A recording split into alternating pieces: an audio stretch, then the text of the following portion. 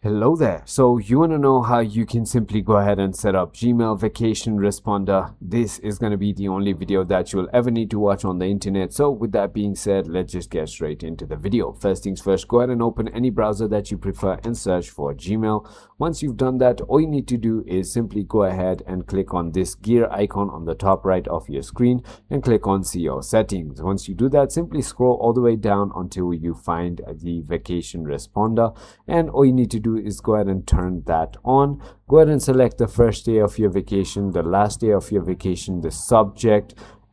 So for example, I'm on a vacation, and then I'm on a vacation, please send messages to XYZ or something like that, and simply go ahead and tick mark the only send a response to people in my contacts if you want to, or if you don't want to, you can just uncheck that and click on save changes.